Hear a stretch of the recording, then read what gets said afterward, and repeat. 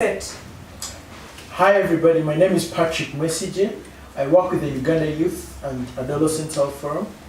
I come from Uganda. Uganda Youth and Adolescent Health Forum is a dynamic youth-led and youth-serving organization that works to advance quality health and well-being for adolescents and young people and empower as well as build capacity of adolescent girls and young women to live quality lives with equity, dignity, and opportunities to realize their full potential.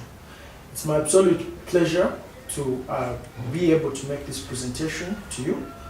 I know I wasn't able to make it physically to Geneva, but thank God to technology that we are able to get this done.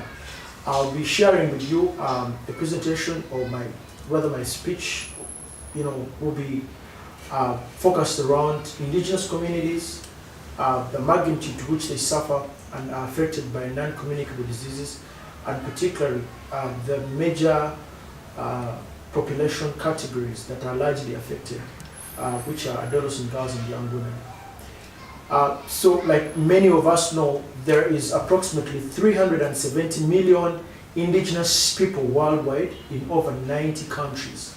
Although they make up to 5% of the global population, they account for about 15% of extreme poverty. Indigenous populations are socially disadvantaged. They experience high rates of abject poverty, high unemployment rates, low education, poor diets, and this sometimes leads to malnutrition or stunting, or sometimes obesity. There's also high burden of lifestyle-related NCDs that affect adults. It's important to know that of late and a few years back, there has been a lot of transition by religious, by indigenous communities from traditional to modern lifestyle, and this has continuously increased the risk and also increased prevalence of non-communicable diseases among indigenous communities. It is a noted irony that indigenous people living in the richest countries of the world, like the United States, Canada, New Zealand, Australia, are actually among the most poorest citizens in those countries. The situation is even worse when it comes to the world's poorest countries. I mean, when you go to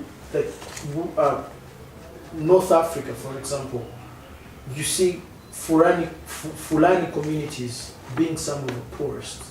When you go to Democratic Republic of Congo, you see like the people from the eastern part of Congo being some of the poorest, from the Ituri forest, and these are indigenous communities, including also like in my country where I come from, we have communities, indigenous communities from southwestern Uganda, Kasese and other places who are like some of the most poorest, and these are indigenous communities.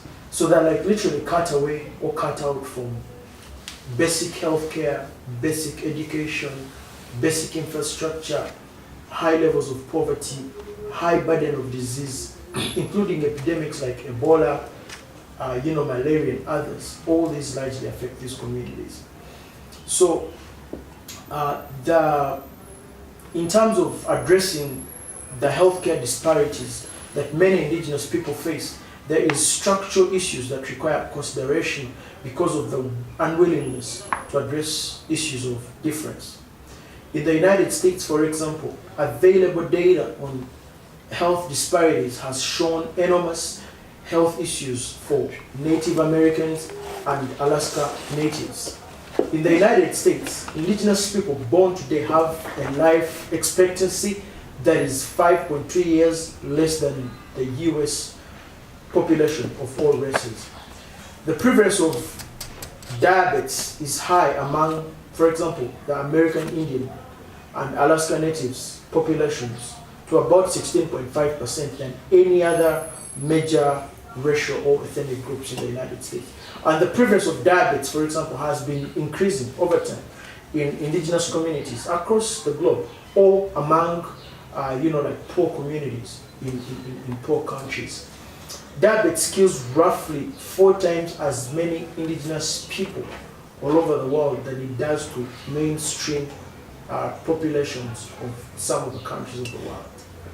there are very similar disparities in various parts of the world. For instance, in Australia, the indigenous communities form up to 3% of the Australian population and also experience significant and usually worse health and socio-economic outcomes compared to non-indigenous Australians. Life expectancy for indigenous Australians is approximately 10 years less for males and 9 years less for females born between 2010 and 2012 than it is for the non-indigenous Australian populations. Non-communicable diseases explain 70% of this gap and highlights the fact that non-communicable diseases have a disproportionate impact on mortality and morbidity of indigenous Australians. Globally, some of the main risk factors which contribute to the health gap between indigenous and non-indigenous people are all risk factors of chronic disease development. So things like tobacco, obesity, malnutrition. We know obesity, for example, is a very big challenge in the developed world. Malnutrition is a big time challenge in the developing world, in the poor countries, especially among children. So you find that children born by indigenous populations stand a high chance of being malnourished than children born by mainstream populations. Of course, physical inactivity is also another big problem. High blood pressure or high blood cholesterol, and alcohol, cancer, and we see, for example, cancer being a very big challenge in poor countries and largely affecting the indigenous communities because they do not have capacity to afford quality and non-discriminative care to treat such illnesses. In Australia, for example, indigenous people have high risk of living with diabetes or sometimes elevated blood sugar levels that non-indigenous Australians have.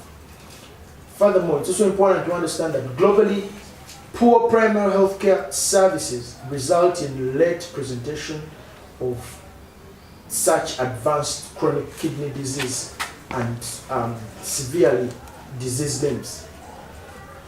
Indigenous communities all over the world have the highest rate of hospitalization for primary healthcare sensitive conditions. Because ideally, if people have access to quality primary health care and are able to exercise improved health behavior through maybe health promotion and education, so things like, for example, reducing uptake of alcohol, tobacco use, physical activity, those preventative measures, then the risk of being hospitalized for simple illnesses, like let's say maybe malaria or what, go low. But now for indigenous communities, simply because they do not, afford or do not have access to health promotion, education, and information, they lack the ability to exercise, primary health care,